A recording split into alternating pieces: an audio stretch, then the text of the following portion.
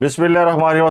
अस्सलाम वालेकुम रहमतुल्लाहि के साथ में इफ्तिखार काज़मी। और सियासत में जुमे के दिन को बड़ी अहमियत हासिल है, खासकर अदालती मामलात के हवाले से जुम्मा बहुत ही ज़्यादा सिग्निफिकेंट समझा जाता है। तो आज जुम्मा है और जुमे के रोज़ एक बड़ा फैसला एक्सपेक्टेड है, लेकिन उससे पहले और भी बहुत से काम उसकी राह में हायल हैं। इमरान खान साहब के लिए आज बड़ा मसरूफ़ दिन है। नैब ने उन्हें तलब किया हुआ अलकादर यूनिवर्सिटी में, और इस्लामाबाद पुलिस ने उन्हें 5 थानों में दर्ज मुकदमात में तफ्तीश के लिए बुलाया हुआ है। इलेक्शन कमीशन ने ऑलरेडी उन्हें इंतहाबी निशान के हवाले से बुलाया हुआ है कि इंट्रा पार्टी इलेक्शन नहीं कराए। इसके अलावा सुप्रीम कोर्ट और सेशन कोर्ट में उनके केसेस चल रहे हैं। तोशाखाना केस का ट्रायल है, उससे पहले इस्लामाबाद हाई कोर्ट में उनके 8 मुकदमात के हवाले से एक फैसला महफूज है जो आज किसी भी वक्त सुनाया जा सकता है। अगर उस फैसले के मुताबिक इमरान खान साहब का तोशाखाना का ट्रायल रोक दिया जाता है, जज को तब्दील किया जाता है, तो फिर इस केस का आज फैसला ना होने का इम्कान है। और अगर फ्रीकैन ने दलाइल मुकम्मल कर लिए तो आज इस केस का फैसला भी आ सकता है।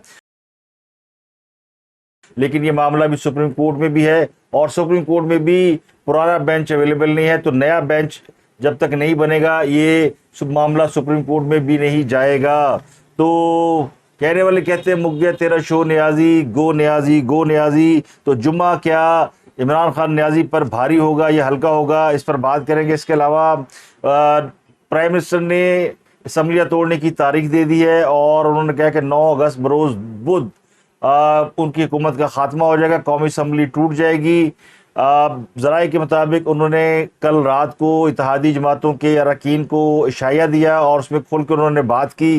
उन्होंने कहा कि हम 9 अगस्त को सदर को समरी भेज देंगे, और निगरान वज़ीर-ए-आज़म के लिए आज जुम्मे के रोज़ मुशावरत हो रही है, और आइंदा 2 से 3 रोज़ में मुशावरत मुकम्मल कर ली जाएगी, और प्रॉबली मंडे को निगरान वज़ीर-ए-आज़म का ऐलान हो सकता है, और मुमकिन है इतवार को भी हो जाए, कोई बईद नहीं है। तो ये अब आने वाले जो 4-5 दिन है बड़े अहमियत के हामिल है, क्योंकि इन 4-5 दिनों में हुकूमत ने बोरिया बिस्तर भी बांधना है, और इमरान खान साहब का बोरिया बिस्तर भी बांधने वालों ने बांधने का एहतमाम कर रखा है। कल इमरान खान साहब ने इंटरव्यू दिया है एक गैर मुल्की चैनल को, और उन्होंने दावा किया कि वो उनको घर में नज़रबंद किया गया है। और ख़ास अब चूँकि उनकी आदत है झूठ बोलना, लेकिन झूठ के पाँव नहीं होते। वो मुतअद्दिद अदालतों में आज़ादी के साथ पेश हो रहे हैं, आ रहे हैं, जा रहे हैं, और दुनिया में किसी भी शख्स से वो बात करना चाहे तो उनको उसकी आज़ादी मुयस्सर है। ना उनके ज़राए जो मवासलात होते हैं उनके ऊपर कोई पाबंदी है, ना ही उनके कहीं आने जाने पे पाबंदी है। लेकिन ख़ास सबको शौक़ ये है कि मुझे अगर आपने गिरफ्तार करना तो बेहतर नज़रबंद कर दिया जाए। तो मुझे लगता है ये उन्होंने तजवीज़ दी है कि बेहतर नज़रबंद कर दिया जाए। जिस तरह चौधरी फजल आजकल अडयाला जेल में नज़रबंद है, बढ़िया छाला मार दी चॉइस ऑफ लाहौर, और एक अदालत से दूसरी अदालत, और हर अदालत उन्हें रिलीफ दे रही थी, और साथ एक मुलाजमीन का, खुशामदियों का, दरबारियों का एक जुलूस होता था जो एक अदालत से दूसरी अदालत तक लेके जाता था, और पुलिस को उनकी ड्यूटी भी नहीं करने देता था, जिसकी बुनियाद पे आईजी ने दरख्वास्त की कि जनाब आप बंदे नू नज़रबंद कर दें, अगर इसको हमने छोड़ना नहीं है तो फिर इसको किसी जगह बंद कर देते, ताकि ये जो आनियाँ जानियाँ ये तो रुक सके ना। और ये जो इतनी ज़्यादा सिक्योरिटी इसके ऊपर लगानी पड़ती है, और फिर वो उनके लिए खाने, घर से खाने तमाम, जी चौधरी साहब, बड़े चौधरी साहब, छोटे चौधरी साहब, और खुशामदी दरबारी ब्यूरोक्रेसी में भी बहुत लोग शामिल हैं। अच्छा, ब्यूरोक्रेसी का भी आज नंबर लग गया है। 4 टॉप के ब्यूरोक्रेट्स को नैब ने तलब कर लिया है, और ये 4 ब्यूरोक्रेट्स, इनका ताल्लुक इमरान खान साहब, चौधरी फजलाई और फर्रा उर्फ गोगी से है। इनमें अहमद अजीज तारड़, ताहिर खुर्शीद उर्फ टीके, ये बड़े मशहूर थे टीके साहब, इन्होंने कौम बड़े टीके लगाए। ये उस्मान बुज़ार के दौर में उनके प्रिंसिपल सेक्रेटरी थे। इसके अलावा सालेहा सईद और उस्मान मौज़म शामिल हैं। ये चारों ब्यूरोक्रेट्स हैं जिन्होंने पिछले दौर हुकूमत में अच्छा खासा माल कमाया है, और इस पे आज अलीम खान साहब ने एक इंटरव्यू भी दिया है।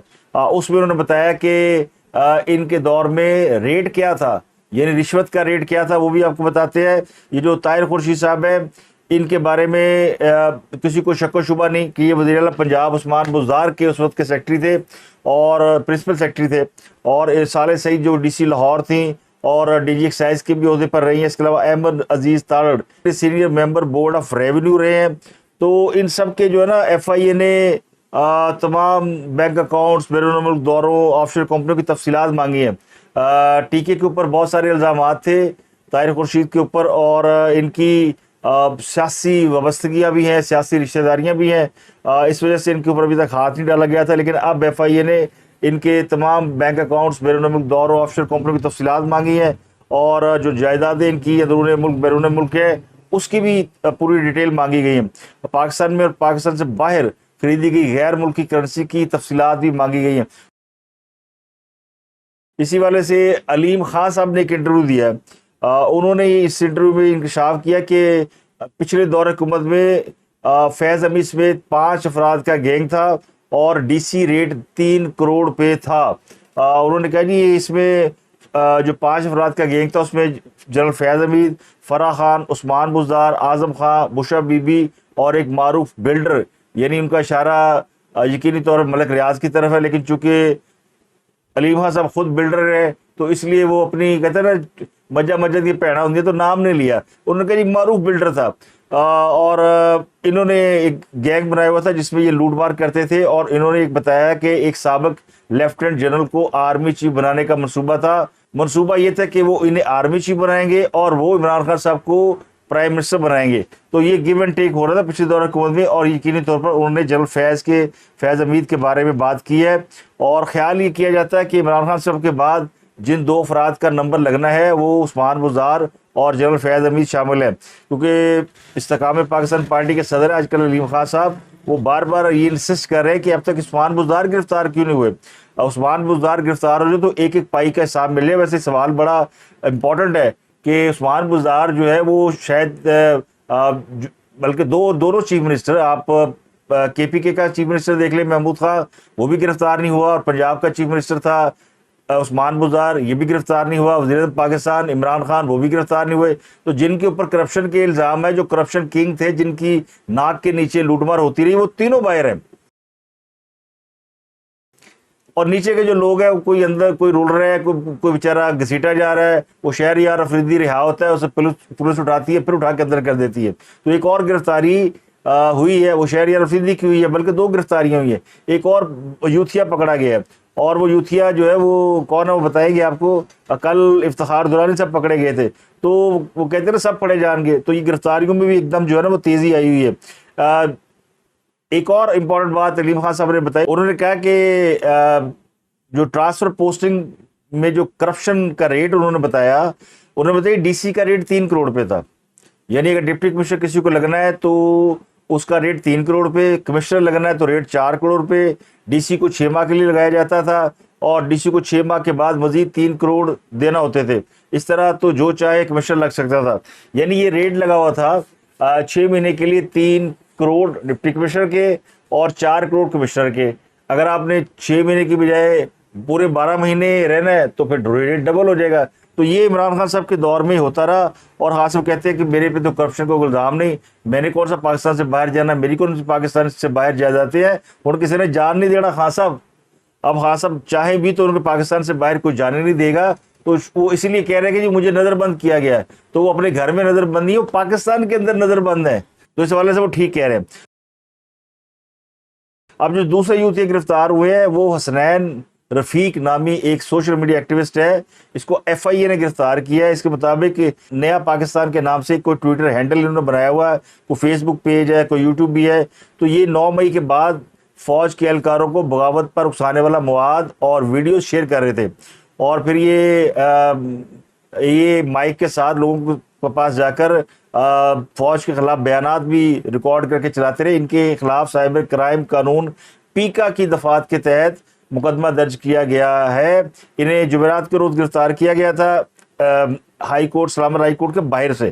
اور بنیادی طور پر ان کی جو ویڈیوز اور تصاویر ہیں وہ یہ بتاتی ہیں کہ یہ ایکچولی پی ٹی آئی کے کارکن ہیں, اور یہ اپنے ویڈیوز میں بار بار کہتے ہیں جی کہ میں لائل ہوں پی ٹی آئی سے, اور عمران خان کے ساتھ ہمارا جینا مرنا ہے. تو پھر ٹھیک ہے نا, عمران خان صاحب بھی اندر جا رہے ہیں تو آپ بھی 4 دن اندر گزاریں. یہ جرنلسٹ نہیں ہے جن کا پروپیگنڈا کیا جا رہا ہے کہ جرنلسٹ ہے. اب جو بڑی خبر ہے وہ ہے کہ کشمیر فروش قدرت کی پکڑ میں آ چکے ہیں. اب میں یہ کیوں کہہ رہا ہوں کشمیر فروش, 2 کشمیر فروش ہیں جنہوں نے کشمیری عوام کے خون کا سودا کیا.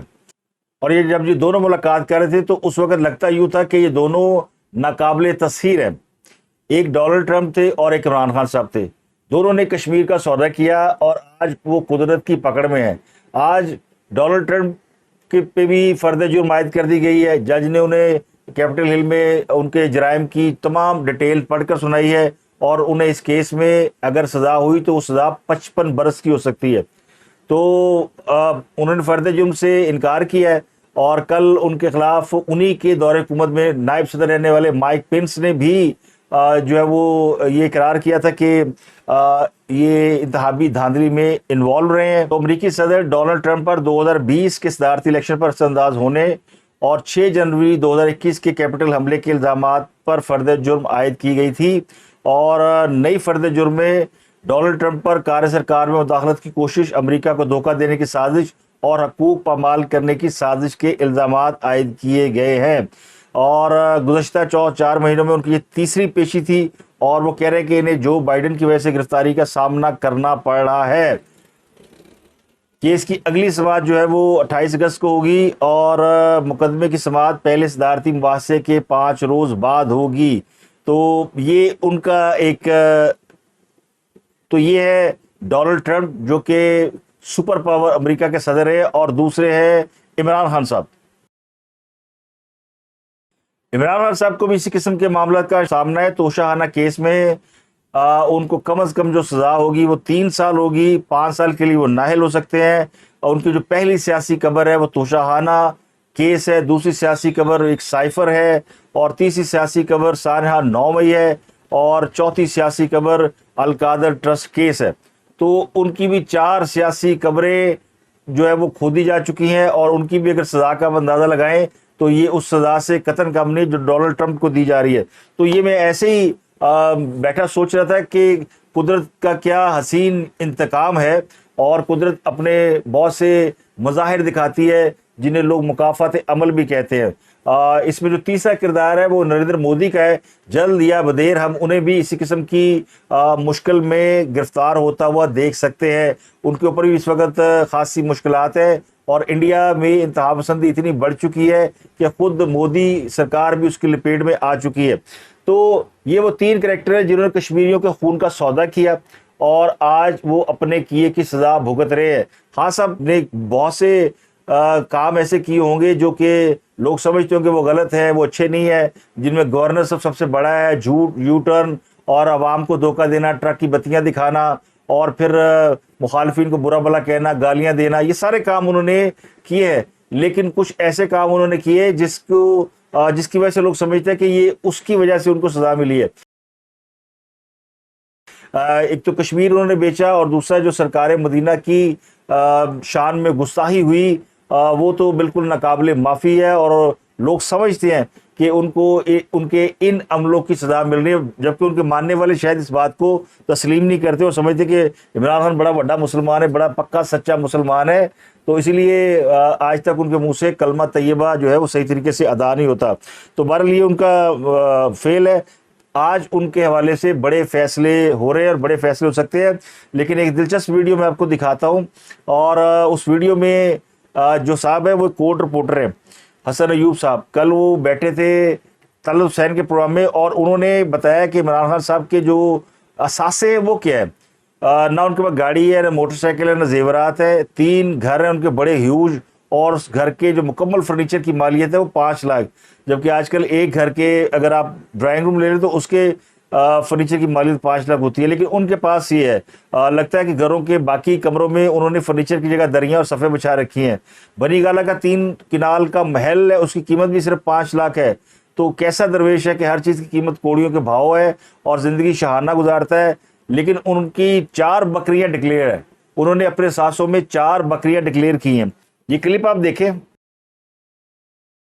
یعنی ان کے پاس 300 کنال کا ایک گھر ہے جو کہ بنی گالہ والا ہے، پھر ان کے پاس کوئی 7-8 کنال کا گھر ہے جو زمان پارک والا ہے، اور پھر 3 کنال کا ان کی اہلیہ کا ہے. پھر اس کے بعد ہاں ان کے پاس زرعی اراضی ضرور ہے جو انہوں نے انہیرٹ کی ہے، لیکن زرعی اراضی کے باوجود ان کے پاس ایک ٹریکٹر نہیں ہے، اس کے لیے کوئی حل نہیں ہے، ان کے پاس تھریشر نہیں ہے، ان کے پاس. میں بھی خود ذمہ دار ہوں تو مجھے پتا ہے کہ یہ چیزیں ریکوائرڈ ہوتی ہیں جب آپ نے ذمہ داری کرنی ہوتی ہے، تو وہ شاید رینٹ پر لیتے ہوں گے. اب دیکھیں نا, ایک تو بڑے غریب بھی ہیں, اپنی گاڑی بھی نہیں ہے, موٹر سائیکل بھی نہیں ہے, ہاں ان کے پاس 4 بکریاں ہیں. وہ 4 بکریاں انہوں نے 2018, 19, 20 کے گوشواروں میں ظاہر کی ہوئی ہیں, اور میرا سے ابھی جو لیٹسٹ ریٹرن گوشوارے ہیں اس میں بھی وہ ظاہر کر رہے ہیں اپنی بکریاں ان کے پاس انٹیکٹ ہیں. باقی نہ ان کے پاس گاڑی ہے, نہ ان کے پاس 1 تولہ سونا ہے, نہ ان کے پاس کوئی گھڑی ہے. تو خان صاحب کے 700 میں 4 بکریاں نکلی ہیں, ان کے پاس گاڑی, موٹر سائیکل, سونا کچھ نہیں ہے. تو یہاں سے بھی ایک اور چیز سمجھ میں آتی ہے, بعض سیانے. تو ایک اور چیز مجھے یاد آ گئی کہ بچپن میں ہم یہ باتیں اکثر اپنے بزرگوں سے سنا کرتے تھے کہ مسلمان چونکہ گوشت کھاتے ہیں تو بڑے طاقتور ہوتے ہیں, جنگجو ہوتے ہیں, اور جو سبزیاں کھاتے ہیں بڑے کمزور ہوتے ہیں, اور جو بھینس کا دودھ پیتا ہے, گائے کا دودھ پیتا ہے, اس کے اعصاب بڑے تگڑے ہوتے ہیں. جو بکری کا دودھ پیتا ہے وہ بکری ہوتا ہے. تو بکری کا دودھ پینے کے لیے نہیں ہوتا, اس لیے بکری کا دودھ اکثر گاؤں دیہات میں وہ بکری کے بچوں کے لیے چھوڑ دیتے ہیں, اس کی پرورش کے لیے چھوڑ دیتے ہیں, جبکہ گائے اور بھینس کا دودھ جو ہے وہ نکال لیا جاتا ہے. بکری کے دودھ کا کوئی بزنس نہیں کرتا. اگر بکری کے دودھ کی مانگ ہوتی اور بکری کے دودھ میں اتنی طاقت اور توانائی ہوتی تو پھر لوگ بکریاں پال کے اس کا دودھ بیچتے. تو بکریوں کے بجائے بھینسوں کا, گائے کا دودھ بیچنا جو ہے وہ سمجھ میں آتا ہے کہ بکری کا دودھ پی کے پھر بندہ بکری ہو جاتا ہے. ایویں تیری لوگ کی بالٹی باندھے سرتے تو بندہ اندر سے بکری ہوتا ہے. تو جس نے ساری اور بکری کا دودھ پیا ہو اس سے یہ توقع کرنا کہ وہ شیر کا مقابلہ کرے گا یا وہ شیر ہوگا تو یہ بڑا مشکل ہے. وہ اپنا خوف دور کرنے کے لیے بے شک کسی گام میں ماجے ساجے کو ٹائگر ٹائگر کہہ کے بلاتے رہے ہوں, اور اپنے کتے کا نام بھی انہوں نے شیرو رکھا ہو, تو یہ اندر کے خوف کی علامت ہوتی ہے کہ وہ اس طرح کے نام رکھ کے اپنے آپ کو یقین دلاتے ہیں کہ بڑے وہ بہادر اور بڑے یعنی دبنگ آدمی ہیں. ڈیجیٹل مردم شماری 2023 کے نتائج کی منظوری کے لیے مشترکہ مفادات کونسل کا اجلاس بھی 5 اگست کو طلب کر لیا گیا, یعنی کل یہ اجلاس بلایا گیا ہے, اور اس اجلاس میں یہ فیصلہ کیا جائے گا کہ الیکشن جو ہے وہ نئی مردم شماری کے مطابق ہوں گے یا پرانی مردم شماری کے مطابق ہوں گے. اگر council of common interest CCI نے اس بات کی منظوری دے دی کہ انتخابات نئی مردم شماری کے مطابق ہوں گے تو انتخابات میں کم از کم 3 سے 4 ماہ کی تاخیر ہو سکتی ہے. دی نیوز کے مہتاب حیدر نے ایک رپورٹ شائع کی, اس کے مطابق کہ 3 پاسبلٹیز ہیں. پہلی یہ کہ اسٹیک ہولڈر کی طرف سے اجلاس میں نشاندہی کردہ سنگین خامیوں کو بنیاد بنا کر مردم شماری کے نتائج منسوخ کر دے. یعنی چونکہ اس پہ MQM کو بہت اعتراض ہے اور بھی لوگوں کو اعتراض ہے, تو کہیں جی یہ مردم شماری تو ٹھیک ہے نہیں, تو اس کو کینسل کر دیا جائے. دوسرا یہ کہ وہ اس کو ایکسیپٹ کر لیں, اور تیسرا یہ کہ ایک کمیٹی تشکیل دے دی جائے جو تنازعات کو طے کرے, اور پھر ایسا کو فارمولہ لے کر آئے جس سے کوئی یعنی سارے فری کین مطمئن ہو جائیں. کیونکہ امپورٹنٹ معاملہ یہ کہ مردم شماری ایکسیپٹ ہونے کے بعد حلقہ بندیاں ہونی ہیں, تو پھر وہ جو ڈیلے ہوگا وہ کیسے اس کو مینج کیا جائے گا, تو اس پر جو ہے وہ اجلاس بلا لیا گیا ہے. اس کے علاوہ بہاولپور کی اسلامیہ یونیورسٹی کے حوالے سے کچھ اہم انکشافات سامنے آئے, اور بتایا گیا ہے کہ چیف سیکورٹی افسر ایک پروفیسر اور ملازم طالبات کو ہراساں کرتے رہے. ایک شخص احسان جٹ جسے طارق بشیر چیمہ جو کہ MNA اور سابق منسٹر ہے, انہوں نے اس کو بھرتی کرایا, اور اس نے طارق چیمہ کے بیٹے اور دیگر طلباء کو نشے پر لگا دیا. تو اس پر قائمہ کمیٹی نے جوڈیشل کمیشن بنانے کا مطالبہ کر دیا ہے. کل 2 جگہ پہ یہ بریفنگ دی گئی, ایک وزیر اعلیٰ پنجاب محسن نقوی صاحب کو اور دوسری قائمہ کمیٹی کو, اور اس میں یہ الزامات سامنے آئے, اور یہ بتایا گیا کہ جو نئے VC آئے ہیں انہوں نے کچھ اہم چیزیں بتائی ہیں. بریفنگ میں بتایا گیا کہ عثمان بزدار کے دور میں انسپیکشن ٹیم نے وائس چانسلر کو نکالنے کی سفارش کی تھی. طالبات نے لیٹر بھیجے, لیکن یونیورسٹی کے وائس چانسلر نے شکایت پر کوئی کارروائی نہیں کی, بلکہ وہ کہتے تھے کہ جن طالبات کے خلاف شکایتیں ہیں ان کے والدین کو بلایا جائے. تو اس میں پوچھا گیا کہ طارق بشیر چیمہ کے بیٹے کا کیا کردار ہے, تو ان کو جو بریفنگ دی گئی, یہ کمیٹی بنائی تھی وزیر اعلیٰ پنجاب نے, وہ انویسٹیگیٹ کر کے وہ بریفنگ دے رہی ہے. تو انہوں نے بتایا کہ طارق بشیر چیمہ نے احسان جٹ کو وزارت ہاؤسنگ میں افسر لگوایا, اور اسی احسان جٹ نے طارق بشیر چیمہ کے بیٹے ولی داد چیمہ کو آئس کے نشے میں ڈال دیا, اور احسان جٹ اور ولی داد دونوں کٹے پھرتے تھے, جس پر طارق چیمہ نے پولیس سے کہہ کر احسان جٹ کے خلاف کارروائی کرانے کی کوشش کی, اور गिरफ्तार कर लिया गया, उनसे मुनशियात बरामद की गई, लेकिन पुलिस ने मुकदमे में यूनिवर्सिटी का नाम नहीं डाला। तफ्तीश शुरू हुई तो फिर मामला यूनिवर्सिटी तक फैल गया। इसके बाद ये बताया कि जी ये जो एहसान जट नामी मुलज़म है, इसी ने तलबा तालबात को नशे की लत लगाई और chief security officer Ijaz Shah ने हॉस्टल के बाहर नाके लगाने शुरू कर दिए। तालबात के देर से आने या किसी लड़की के साथ आने पर तस्वीर बनाई जाती तो इजाज शाह ने तालबात को ब्लैकमेल करके ताल्लुकात बनाए, और इसमें इजाज शाह का भी बयान रिकॉर्ड कर लिया गया। ये जो लुब्बे लुबाब ये है कि यूनिवर्सिटी के तलबा तालबात पहले इनको नशे का आदी किया गया, और फिर ये जब यूनिवर्सिटी से बाहर जाते थे और नशे में मुब्तला होकर देर सवेर से वापस आते थे तो सिक्योरिटी अफसर इनको रोक के इनकी वीडियो बनाता था, और फिर कहा जाता था कि ये वीडियो आपके वालिदैन को दिखाई जाएगी। तो उस बुनियाद पे बाज़ तालबात जो है उनको ब्लैकमेल करके जिनसी हरासा किया गया और उनकी वीडियोस बनाई गई। एक तो ये है। इससे पहले ये कहा जा रहा था कि तालबात को पासिंग मार्क यानी पास करने का लालच देकर उन्हें यानी एक्सप्लॉइट किया जाता था, तो उसकी भी एक यानी इससे पहले तो उसका भी एक मुलज़िम गिरफ्तार है जो कि जिसका ताल्लुक फाइनेंस डिपार्टमेंट से है। और मुनशियात केस में ग्रेड 21 का एक प्रोफेसर भी इन्वॉल्व है।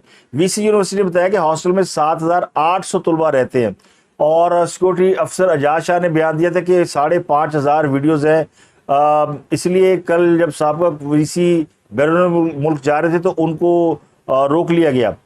तो इस पर जो कायमा कमेटी में इजलास हुआ उसमें सेनेटर इरफान सिद्दीकी ने कहा कि ये सिर्फ एक यूनिवर्सिटी की कहानी नहीं, इस तरह के वाक़यात और भी बहुत सारी यूनिवर्सिटियों में पेश आए हैं। यानी इसके अब तमाम किरदार और कहानी खुलकर सामने आ चुकी है कि ये मामला क्या है। तो अब तक के लिए इतना ही। मज़ीद कोई डेवलपमेंट होगी तो अब तक के लिए इतना ही। आपसे मुलाकात होती है अगले व्लॉग में, इस इंतज़ार के साथ कि क्या आज इमरान खान के खिलाफ तोशाखाना केस का फैसला आ जाएगा या इस फैसले को महफूज कर लिया जाएगा और किसी और वक्त के लिए उठा रखा जाएगा। आपसे मुलाकात होती है अगले व्लॉग में। अपना गिरदुनवा के लोगों का बहुत ख्याल रखिएगा।